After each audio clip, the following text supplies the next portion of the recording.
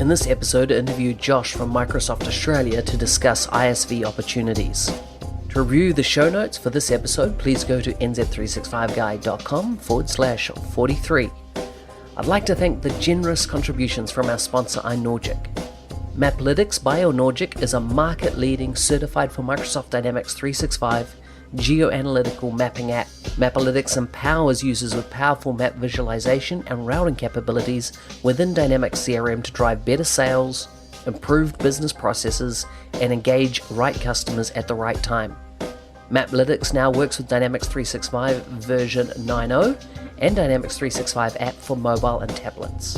iNorgic is a leading Microsoft Gold Dynamics CRM ISV, delivering best-in-class Dynamics 365 solutions, as well as cost-effective and high-quality programming services.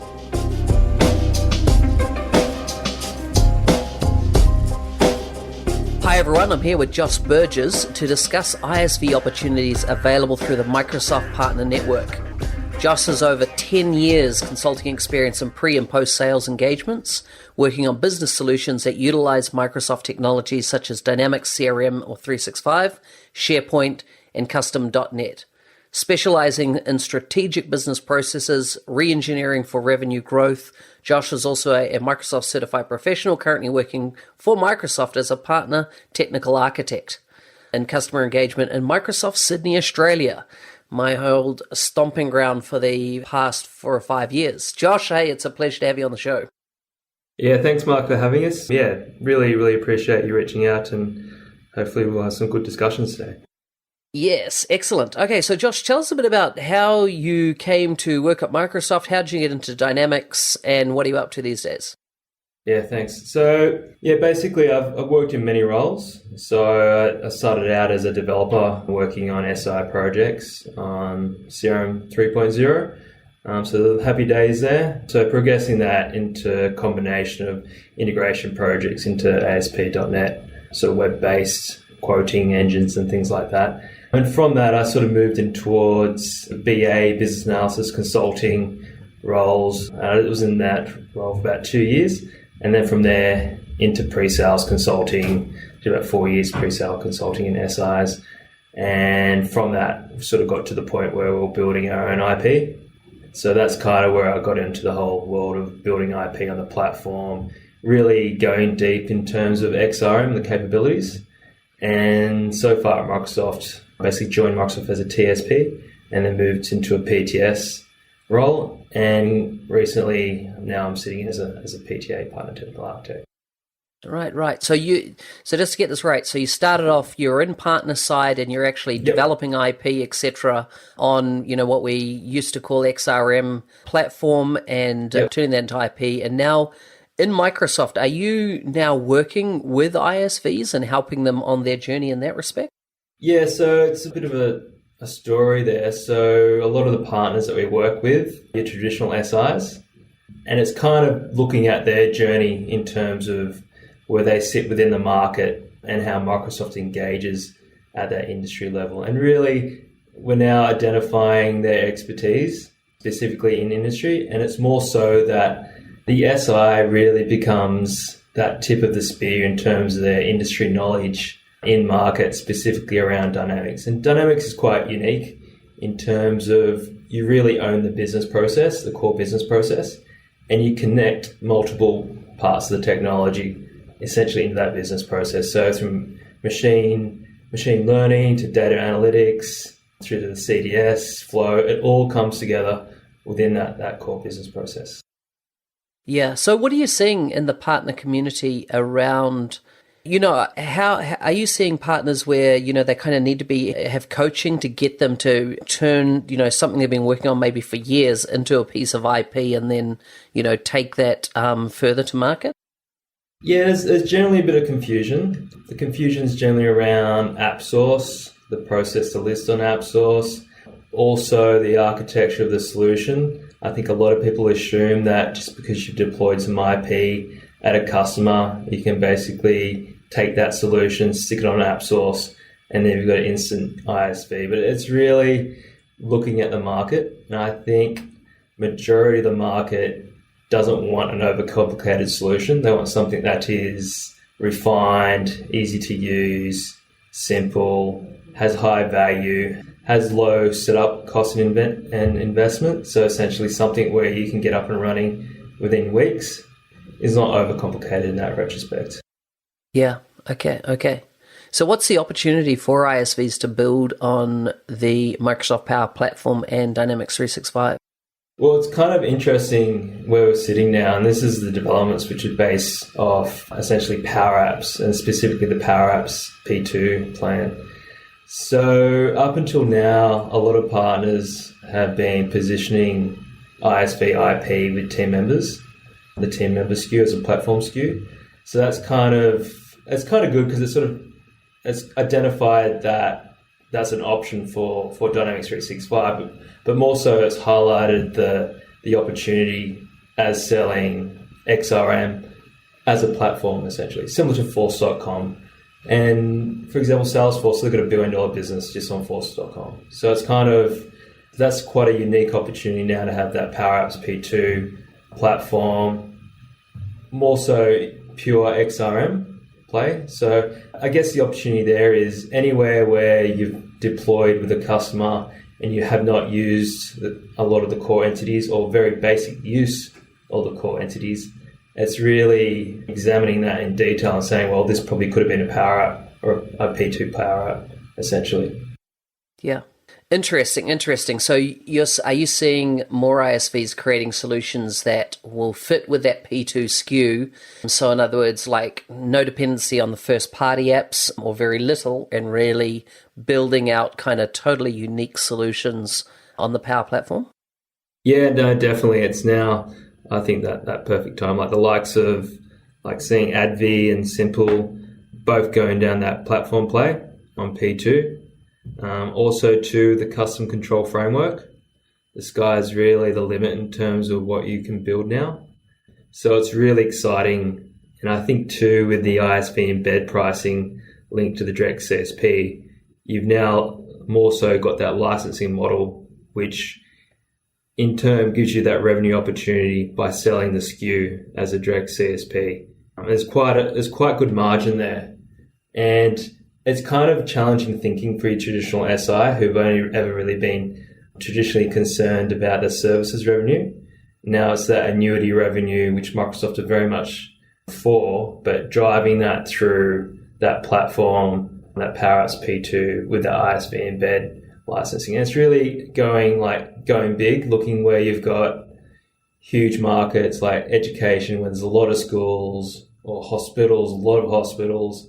And I think it's kind of like, well, you go into those industries and you might still have those green screens, or you might have an old access application, which traditionally might have been XRM plays, but kind of they mightn't have had the budget. But holistically, if you look at that, the opportunity across, say, like 1,000 schools or 1,000 hospitals, if you can crack that business process and build something which is elegant, easy to deploy, is fun to use, has good business process, has ties into other systems through Flow and whatnot, you kind of on a winner there.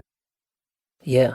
Okay, so that's interesting. You've mentioned education and you've mentioned, the health or, hospital sector. Where are the other gaps you're seeing that are kind of open to ISVs to really jump into the market? Yeah, I think like local government, specifically councils. Yep. Have kind of sort of lagged a little behind in terms of digital transformation. And I think they've kind of looked at Dynamics 365 as a platform over time, been very impressed by the feature set, and it more also got caught up in a massive IT discussion. And like looking at how councils operate, they're very similar in terms of their business process, in terms of how they interact with their ratepayers.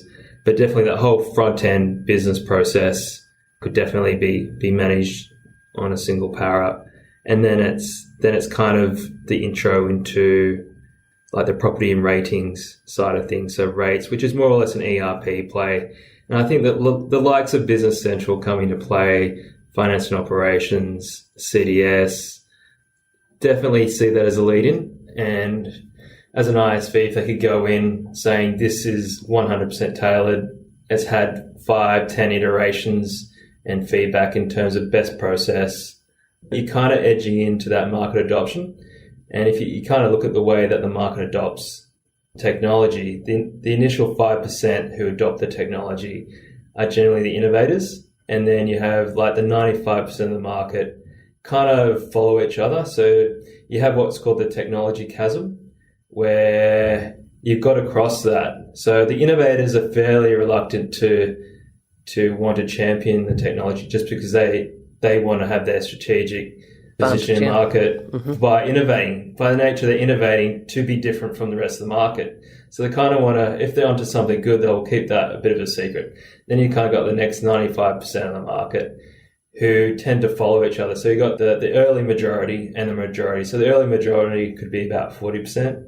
And then you got the late majority who follow the early majority. But to get there, you need to cross that chasm. And it's very interesting in terms of how technology adoption happens. Specifically, if you look at like the iPhone, like version 1, version 2, version 3, it wasn't really until 4 or 5 that you got the majority of the market share. And that's hard work getting there. And I think that's kind of where you sort of see the ISV, they have to push through. They have to push through to get that 50% market adoption. And then the rest of the market generally follows what the first 50% does.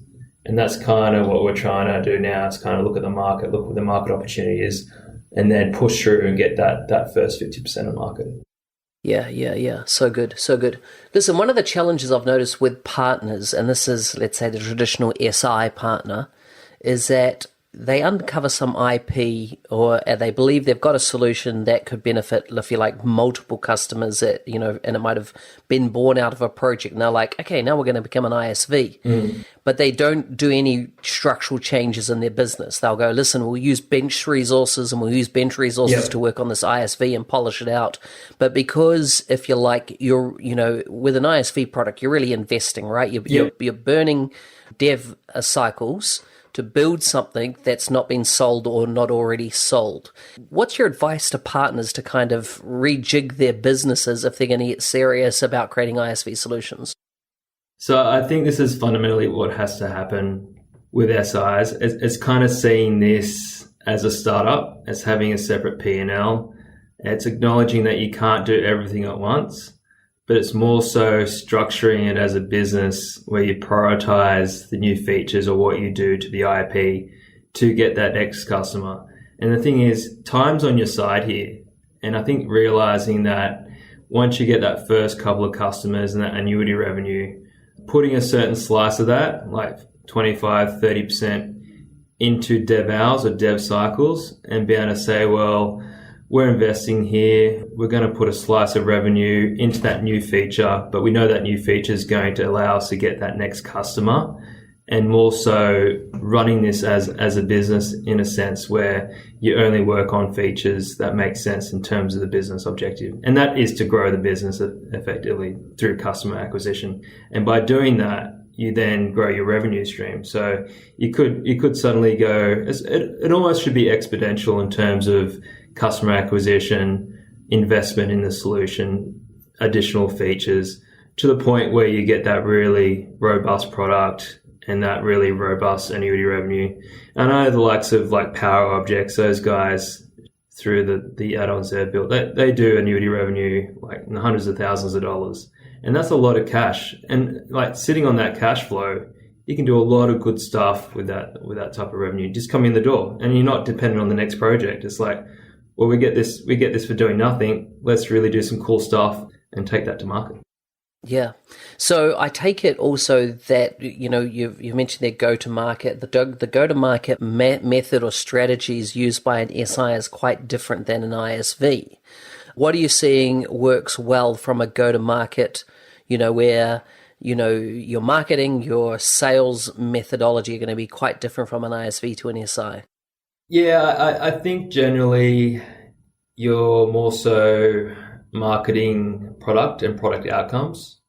So generally less detailed features of the technology, which is generally different And I think people who come from a Dynamics background, you generally want to have a discussion regarding the outcomes that the platform can provide, or back that up with case studies. But definitely ISV conversation should be targeting not directly at IT. It's more the owner of the business, of the customer, saying, we know your industry so well, we know it inside out, we've actually invested in, and the thing is, it's part of the process really creates the value in the product, is that you've actually thought about that industry and that market, and you've gone, well, there's a lot of stuff you can do. And the thing is, every business is in the same situation where you've got to make a rational thought in terms of that feature and the return on that feature. So that whole process is what every organization needs to go through anyway. It's just that you've got that tight and constrained revenue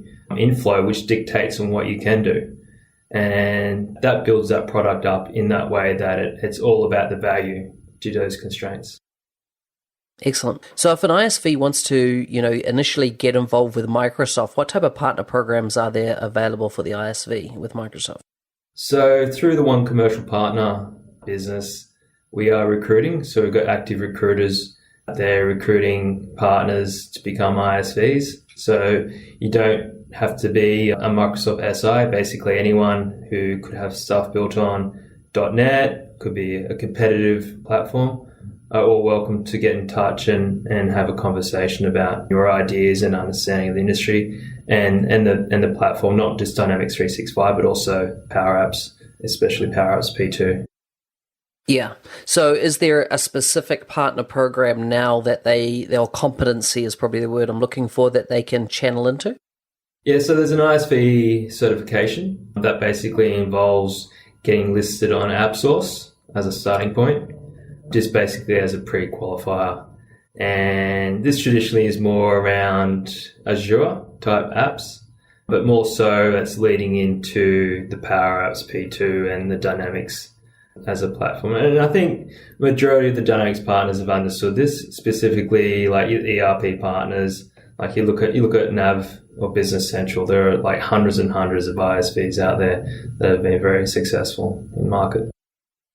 Yeah, exactly. So how does Microsoft partner with ISVs in either helping them go to market, or what are the options there for partnering with Microsoft? So we partner at all levels, from the initial build with phase. So we assist you with architecture, support services, workshopping, understand the technology, getting you connected with the product teams, creating that really rich, innovative environment to basically build in.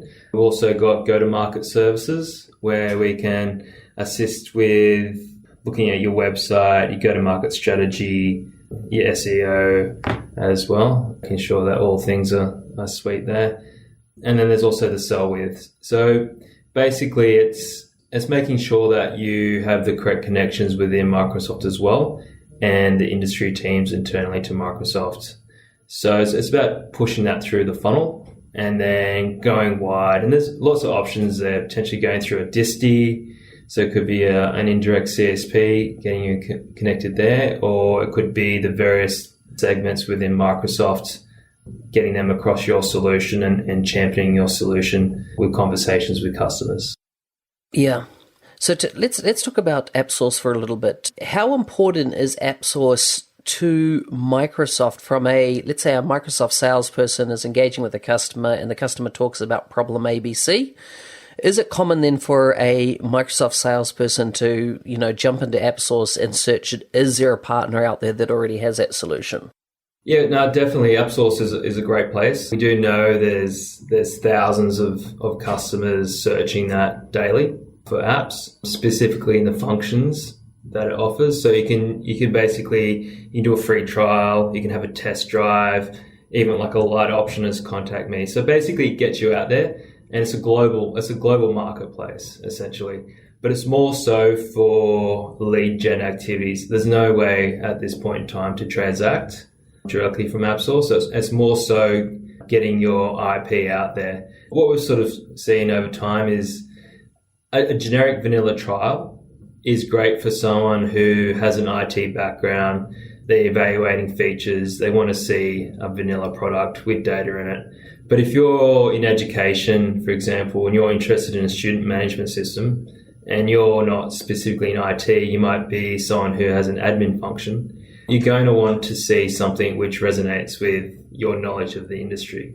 And so a direct trial might be the best, but if you go to AppSource and do a search on education or health and you do a custom trial, could be, for example, a test drive, you're going to get something which has that look and feel, branding, it has the tribal lingo that's going to make sense to you. So that's why it's so important to be listed on AppSource, because basically it pushes your IP out there and makes it very accessible. Yeah. So on AppSource, there's 4 levels of listing your product. There's a free trial, there's get it now, there's test drive, and there's contact me. So I take it, what's your perception on, if the ISV is going to get really serious, should they ultimately be looking at putting the test driver option, as in putting their product on as a test drive, which means it's deployed to a sandbox environment, or it's still production of their solution, but it's fully data loaded. You can provide a document that says, hey, look, step yourself through this scenario and step yourself through that scenario, where as opposed to the free trial means that you're going to fundamentally install the app from the get-go into your system. Might be time limited, but the risk is that you're going to add something into your live environment. You wouldn't recommend it. You'd go into your own sandbox instance. So what are you seeing work well? The test drive more than the free trial? And I assume the lowest end of the kind of engagement system would be contact me, and really comes down to your efficiency and follow-up. Yeah, well, I actually really like the test drive. I think most demos of software, someone will log into it, they'll have a play around for 20 minutes, they'll get a good feel of it, and then chances are they're not going to log into it again. They'll want to speak to someone. So generally an hour is enough. Again, you've got to look at who you're targeting. It's going to be sort of the line of business manager. Might not be someone who's particularly IT savvy. It might be. But the test drive experience, I think, is really well thought out, that you get an hour to have a play, and then off the back of that you actually get the lead or the customer's details that pops into your internal CRM. So if you've got your business process set up correctly internally in your sales processes, you should be able to give them a call within a couple hours, ask them what they thought, find out a little bit more about why they're interested in that solution, what are they currently on to date, and sort of qualify that and then explore that as an opportunity. So it's a channel that hasn't traditionally been there, and I think definitely it's a great one to have up. And it's not, in terms of investment, basically getting something up there, it does take a little bit of time, but then it's 24/7 lead gen, which you kind of wouldn't have had otherwise. Yeah. So can you step us through that process to get listed on AppSource? Yes, so basically you go to the AppSource site, and there's a link there at the top that says list on AppSource. And if you scroll right down on that page, you'll see a couple of PDFs there which will go through a little bit about the process in terms of the different listings. And then right at the bottom there's a link. If you click on that, you basically fill out a form. So it basically identifies where your solution will sit in terms of what it's built on, and specifically your contact details. And that will go off. There's a whole team out there who curate this. So they'll get your submission, you upload a solution, and then basically that solution goes through a lot of checks. So they're quite stringent in terms of what they let through, making sure that we have quality solutions listed. So they'll check through any plugins or any fetch XML type queries and things that you've written, making sure that it's optimized essentially for the online experience. But it does on average take a few goes to get approved. I think the average is like about 6 to 8 goes to get it listed. Wow. Okay, so what are we looking at time commitment then for that ISV? Is it weeks? Is it months? If it's that many kind of cycles? Yeah, it's gonna depend on the complexity of your solution, and that's why I'm kind of thinking of if you're just taking a piece of IP that you've got, and if it's rather large, it's going to obviously take a lot of time for it to be reviewed. So potentially looking at that minimal viable product, or that data structure with a couple of core business processes, as a starting point. And then over time, you can then add to that. And that could be based on customer feedback in terms of what additional features are actually needed versus what you think that the customer wants. Yeah, yeah. And so one of those steps there is your need to basically have to support your product, to have a link in to offer support for your product. So it's important, I say, for the ISV not just to have their product, etc., put up there, but that they've got these, if you like, the surrounding infrastructure to, one, sell a solution over and over again, and two, support a solution for the long term. Would that be right? Yeah, no, definitely. I agree there. It sort of links more to that direct CSP type engagement where you own the customer. And the thing is, it's your IP, you know how it works. So you're going to know how to fix the issues that potentially might pop up. And you can do that with versioning, through solutions. But more so, that could even be part of how you sell it is you include support. So you take the base price under the ISV embed. It's quite a big discount there. Then you put a layer of IP revenue, and then you do a layer of support revenue. And then you can dictate what that support is in terms of response times. But as a direct CSP, you need to basically provide 24/7 support anyway. Yeah. And when you say provide support, is that purely just an email address, or is it something more sophisticated like a ticketing system? Yeah, it's generally preferred that you have your own ticketing system so you can manage to a certain amount of SLAs. But specifically, it's more so making sure that you can service those customers in a way that they'd expect, and that you don't lose those tickets, or it's not just an email address somewhere, for example. Okay. So with the new ISV competency that's come out, you're saying if you get approved and listed on AppSource, you get silver ISV competency, is that right? You could go through and achieve that? Yes. Yep. So that's where it starts, silver, and then into the gold competency. And right. There's additional benefits which come with gold. Yeah. Okay, excellent. And when it comes to, the ISV embed, do you need to be in the One Commercial Partner program to achieve that type of status? And what's involved in getting the ability to sell ISV embed licensing? So the main prerequisite there is that you are listed on AppSource. So you have to be listed on AppSource. So again, listing on AppSource also gets you certified, gets your app certified for Dynamics. So that's quite a prestigious position to have your IP at. And then there's a number of internal processes to basically go through, get all the boxes ticked. And then you also need to be a direct CSP. And there's a bit of a process there to have those SKUs, which are different SKUs enabled for the direct, for ISV embed. Right. Okay. And so what other resources should, if there's ISVs listening on the call and they're going, hey, I want to ramp up here, where should we be steering them for things to read, who to engage with in their various countries, etc., to really get those, or to get, established?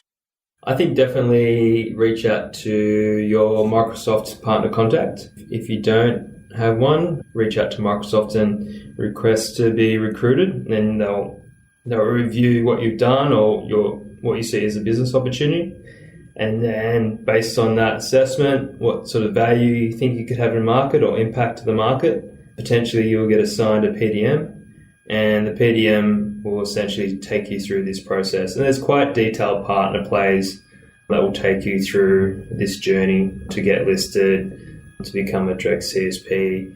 But it's kind of the ones who are successful. It's not a simple or easy process. It's kind of, you have to really want it and you have to be determined. But it's kind of the ones that sort of see the market opportunity, generally the ones that make it through. Yeah. What's a PDM? Partner Development Manager. Partner Development Manager. So basically in each geography, there should be these individuals that are contactable and that you could have these discussions with. Yeah, correct. Yeah, there's a whole team of them sit in the ISV space and the SI space as well. If you're an SI, then you should basically have one assigned or know how to get in contact with one or to be recruited. Yeah. So apart from Power Objects, have you seen any other system integrators that have, transitioned well into the independent software vendor and then coexist? Yeah, I think I think it's sort of still fairly early days for the majority of the SIs. I think they're kind of addicted, as I said before, to that service revenue and that service revenue model. And they're kind of starting to get it through CSP, the annuity. But then again, it's the challenge, as you said before, is how do you have developers or consultants sitting there on the bench contributing to a product which you don't really know what the market is. And it's really those first 10 customers that are going to be difficult to get or challenging to get that then open the market up. And it's kind of like the more customers you get, the easier it is to run the business type attitude, because then you've got more annuity revenue, you've got more budget to invest in features. So I'm not saying that it's easy to get through those initial couple of customers, but I guess it's probably understanding the market more so and the market opportunity where you sort of engage with the customer and then realize, well, hang on, there's a lot more to this industry than just this one-off customer. And the thing is, your customers potentially can refer you to other customers where they're in a potentially non-compete situation. And it's kind of then the best lead you can get is a referral of a happy customer. And that sort of links into the whole CRM selling. You're going to keep your customers happy, they give you more leads, and then you grow it through that. So it's kind of, I think all Dynamics partners know how to set up a business with Dynamics. I guess it's them looking at that specifically around their own products, less so than specific services. Yeah. What advice can you give to ISVs looking to partner with Microsoft? I think have a clear understanding of what you see the market is for the ISV, specifically customer size, industry. I think understand what you see the selling process to date and have an opinion that you may or not need to refine this, but open to refine this over time. And also realize too that it's going to take a little bit of time for your name, your brand, your product to get out in the market. And more so have a good plan in play, like a 3-year plan in terms of expectations of customer ads, activities that you'd want to do from month to month, give gets. So if we get this product listed on AppSource, we as a business invest this amount of dollars in terms of SEO and marketing. Can Microsoft match that? If we get these 10 customer ads this year, can we potentially look at running an event at Microsoft? Can you introduce us into specific segment leads? Can we then get their sellers across the product and championing the product? If we get double the customers next year, can we do this as an expanded form around the country? It's kind of like a give-get relationship with Microsoft, but I guess it's kind of it's a business partnership after all. But I don't think you can start this journey expecting that Microsoft are just going to hand you leads. I think it's very much you have to do the work to identify the market and also work with us on the strategy. And there's a lot of stuff out there. I'm not saying that it's going to be sort of all you as a partner. Microsoft are very much there, and we've got the programs, we've got the people. It's just that it's a little bit of complexity there that we have the people in place to overcome, that's all. Yeah, good. What recommendations do you have for ISVs to really take their product to market besides AppSource? So they've got listed on AppSource and everything. You've talked about a bit about SEO, getting the website right, that type of thing. But, the concept they'll build it and they'll come is really, not the case. And I think there needs to be a lot more consideration, if you like, put into marketing the product and really building that marketing engine. What's your advice there to ISVs? So sort of Neuro Impact and Mark Strutz has done a lot of thought leadership in this space regarding... Who is that? Mark Strutz is a Canadian guy from Neuro Impact. So go to his site. He's got a lot of good content. I'd recommend any time you see... He speaks at most partner conferences, but he really gets the way that customers perceive solutions in the tech industry. So for example... You go to a website, you don't want to see a list of features features are generally orientated towards the IT buyer. You have to see that the classic IT buyer isn't potentially going to be the person who's the decision maker. It's going to be the business owner, the line of business who goes, I just want someone who understands the challenges we have in this industry and has thought about a solution. So it's kind of having a good understanding of that tribal knowledge. So not coming off as over techie or specifically vanilla or horizontal. But in saying that, there is opportunity to go horizontal. So if you have look at the Power Objects, have done a lot of specific solutions and widgets where they see a need. But more so, I think it's the opportunity to go deep and wide in a specific industry and really own the vision for that industry. I think it's very much taking that thought leadership in that industry and then building a product in a way which captures that investment and continuing on that track to pull in technology and innovation that Microsoft create that complements your vision for that industry and its transformation, and working out how to do it effectively at scale across different customer sizes from SMB to enterprise size customers, and still making money off it, of course. Yeah. Interesting. Are there any new kind of programs or pushes from Microsoft in the next 12 to 18, 24 months to really develop this ISV ecosystem, particularly now with the more and more, it's been said around the Microsoft Power Platform? Yeah, I tell you what, there's a lot of investment happening in the partner channel, both from a technology perspective. So this is global. Each subsidiary has resources, including myself, that can help with that discussion and also advise on the process and also the market opportunity, which is probably a bit more important to understand, to go after. But there's a lot of, it's kind of, right now we're playing catch up in terms of digesting what partners have created, but also realigning that internally in terms of the sales processes specifically to Microsoft. And it's getting a lot of momentum. It's really exciting. It's really exciting to actually see. I think traditionally, looking at Microsoft coming in, if not 3 years ago, being more product selling centric, now it's done a full 180. And it's kind of amazing to think an organization the size of Microsoft can literally maneuver so quickly and agile in a way which kind of makes us more solution focused. But in saying that, it's really the partner last mile IP leading the way here. But it's very exciting to see. Yeah, awesome. Josh, before we get on to some quick fire questions, anything you want to add? I just want to say that definitely it's like looking at dynamics.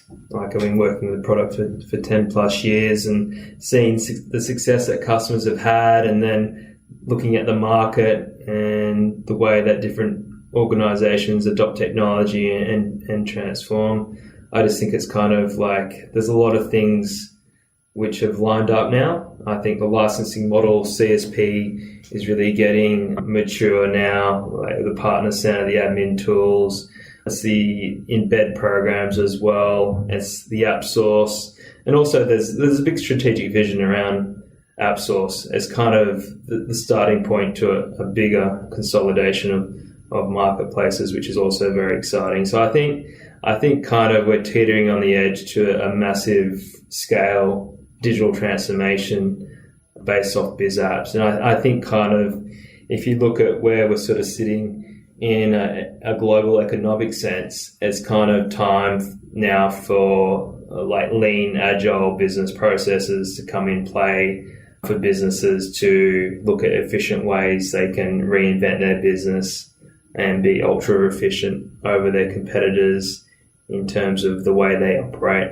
And that's just a massive opportunity for partners. And I think even now, you go into a lot of majority of businesses out there, they're all operating off spreadsheets, sending weird business processes through emails that they've thought up. And it's kind of like that kind of needs to sort of retire. I think Microsoft have been extremely successful dominating the office with email and Office. And I think that success has also been, it's like a double-edged sword.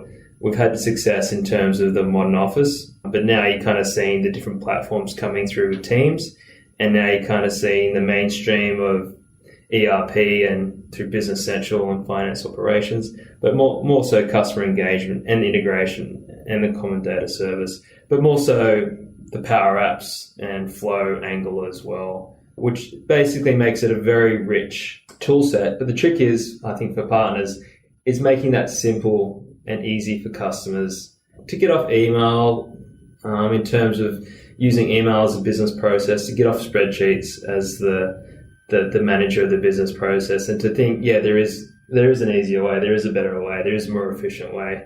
And you're kind of seeing that with the likes of Heathrow Airport with Power Apps or Canvas apps, where it's a beautiful story that someone who started off handling baggage, left school at 16, sort of stumbled upon Power Apps, and now he's created like 30 or 40 Power Apps, and now he's like the chief innovation officer at his organization. And now that's sort of the starting point then to go into P2 Power Apps and Dynamics 365 and to advanced workloads to the first party apps. So I kind of think that the accessibility of Power Apps, and I think it's taken a while for them to think, like there's always been a bit of a bridge required to get off Office onto Dynamics. And I think Power Apps will be that bridge that bridges the two worlds of Office 365 customers, where there are millions and millions and millions. And then you got Dynamics 365, which is more of that mature business process. So I think it's a very exciting time. And I think that IP, partner-led IP, is going to be what accelerates it in market. That's my prediction. Excellent. A lot of opportunity ahead. It's exciting times. Yeah. Great. So let's hit some quick-fire questions. What books or blogs, podcasts do you recommend most to people, and why? Now, these don't need to be about Dynamics specifically. It could be anything in life, but go for it. So, blogs and things. So, CRM Tip of the Day, Steve Mordrew. I love his blogs. A really good detail, and he's got a really good, deep understanding in terms of market. And I see him as one of the initial innovators. Specifically, he's built himself his own CRM on a Power App on the P2. And I think that's amazing for him to go out and do that and get that in market. So, yeah. Yeah, excellent. What's your favorite app and why? And so, if we were to grab your phone and look at battery utilization, which app is chewing the most of your time? I guess I'll probably spend a bit of time on LinkedIn app and Elevate, which are two good apps that I focus on. So that's what's Elevate? What's Elevate? So Elevate's it's a LinkedIn app, but we can use this to schedule posts and share content. So Gotcha. One that we use quite a bit. Awesome. Do you have any kind of daily rituals that kind of set you up for a path of success? I think it's kind of prioritization. I think it's very much, and this is probably one of the better things at Microsoft that I like, is you get to focus on things which you find interesting. So, and that's probably the luxury that I have. There's so much stuff out there going on. Like literally, there's more stuff out there than I have time in the day to focus on. But it's really trying to make sense of what's going on in the economy. How does that relate? Where do you sort of see IT and business and economics headed in the next 10 years? So I'm a very deep follower of the economics behind things. So very much detailed analysis of, it might seem a bit boring, but I think economics is really interesting. I think if you look at fiscal policy, I think if you look at wars, I think if you look at what's going on politically, and if you study industrial revolutions that have taken place over the centuries, there's a lot of interesting things going on, which I think you can sort of tie that into the fourth industrial revolution, and you can kind of connect the dots. And I think it's very exciting, definitely, to sort of see things evolving and accelerate, I must say. Yeah, awesome. What's the best purchase you've made under $100?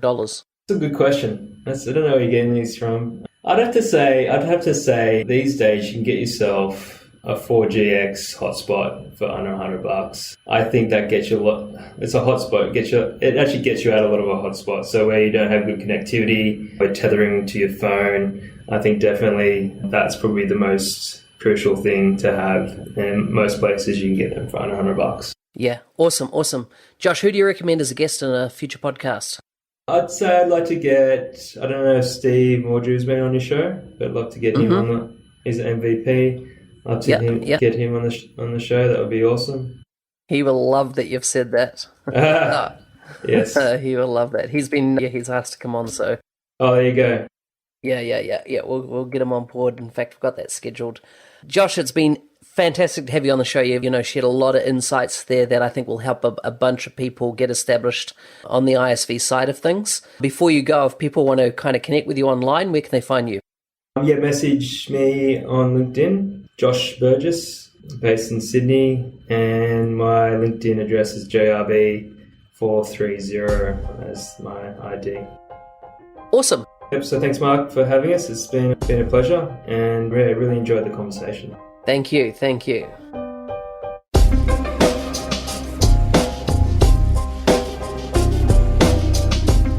I get you to do me a favour? Producing these podcasts takes a lot of effort, and the podcast can only be successful if you, the community, are getting value from it. If you value the show, can you please take a minute to leave a review on iTunes? You can go to nz365guy.com/iTunes. I'd really appreciate it. For full show notes to discuss anything covered on the show, please go to nz365guy.com/43. Bye for now.